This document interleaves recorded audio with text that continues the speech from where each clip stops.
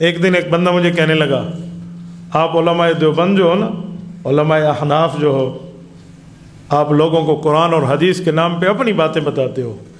میں نے کہا بیٹا اللہ اس دن پر موت عطا فرما دے جب بندہ قرآن حدیث کو چھوڑ کے اپنی بات بتائے۔ تو سادے بندے، علماء تو قرآن حدیث کی تشریح کرنے والے ہوتے ہیں، تشریح میں وہ بات سمجھاتے ہیں کہ اس بات کا مطلب کیا ہے۔ کہتے جی نہیں، بس جو قرآن اور حدیث میں لکھا ہے وہی مانیں۔ میں نے اسے کہا میرے بھائی تیرے مولویوں نے کوئی کتابیں لکھی ہیں؟ کہتے جی بہت سی لکھی ہیں۔ میں نے کہا کیوں لکھی ہیں؟ تیرے مولوی صرف قرآن اور حدیث کا ترجمہ چھاپتے، بس قرآن کا ترجمہ چھاپو، سیاستہ کا ترجمہ چھاپو، انہوں نے کیوں لکھے ہیں مسئلے؟ کہتے ہیں ہمیں سمجھانے کے لیے۔ میں نے کہا تیرا مولوی سمجھانے کے لیے لکھے تو ماننا جائز ہے، امام ابو حنیفہ صحابہ کا شاگرد 1400 سال پہلے لکھ جائے تو ناجائز کیوں ہو جاتا ہے؟ یار ناجائز کیوں ہو جاتا ہے؟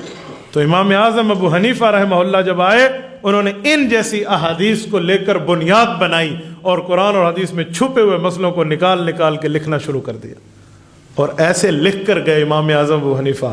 دو کارنامے امام صاحب کے ایسے ہیں رہتی دنیا تک ببانگے دوہل یاد رہیں گے۔ وہ کیا؟ نمبر 1، امام اعظم رحمۃ اللہ علیہ نے دلائل کی بھرمار پہ کتب پیش کی ہیں۔ نمبر 2، امام اعظم ابو حنیفہ رحمہ اللہ نے ماہرین میں اپنے شاگردوں کی لسٹ تیار کر کے دے دی ہے۔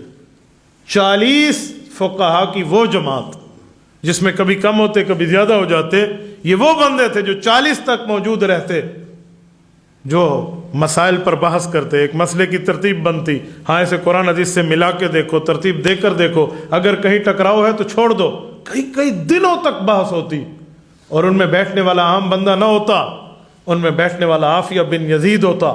عافیہ بن یزید رحمہ اللہ، یہ یزید وہ نہیں جو حضرت حسین والا، یہ اور بزرگ ہیں۔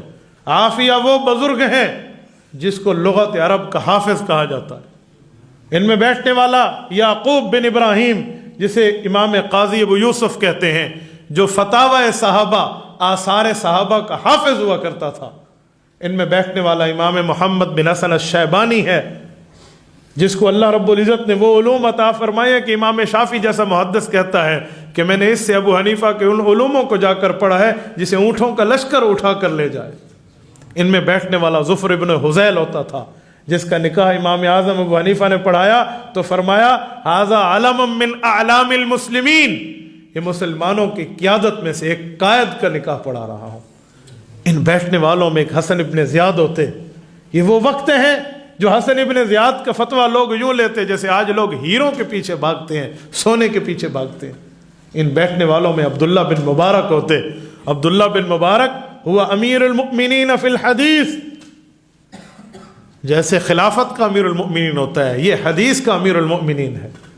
اور ایک موقع پہ عبداللہ بن مبارک رحمہ اللہ، یہ امام بخاری کے دادا استاد ہیں، امام ابو حنیفہ کے شاگرد ہیں، فرماتے ہیں لولا ان اللہ قد اذاقنی بابی حنیفہ و سفیانہ لکنت بدعیہ۔ تاریخ بغداد میں ابو بکر بغدادی نے نقل کیا ہے، کہا کہ اگر میری زندگی میں سفیان ثوری اور امام ابو حنیفہ تربیت کے لیے نہ ہوتے تو آج میں امام المبتدعین ایک بدعتی ہوتا۔ تو رب نے وہ دے کہ ہمیں بدعت سے بچایا ہے۔ میرے دوستو، ان بیٹھنے والوں میں فضیل ابن عیاض جیسا شخص بھی تھا، جس کی تہجد کی نماز سے لے کر صبح کی نماز تک، صبح کی سنتوں اور فرائض تک، پھر صبح کے بعد اشراق تک، پھر اشراق سے چاش تک، چاش سے ظہر تک، ظہر سے عصر، عصر سے مغرب، مغرب سے اوابین، اوابین سے عشاء، اور عشاء کے بعد پھر تہجد تک کی نمازیں بیت اللہ میں ہوتی۔ یہ فضیل ابن عیاض ہے۔ ایسے ایسے شاگرد ہیں، ایسے ایسے بندوں نے بیٹھ کے ان مسائل پر غور کیا ہے۔ آج ایک بندے کو 2 لفظ مسئلے کے آ جاتے امام ابو حنیفہ پر بولنا شروع کر دیتا ہے۔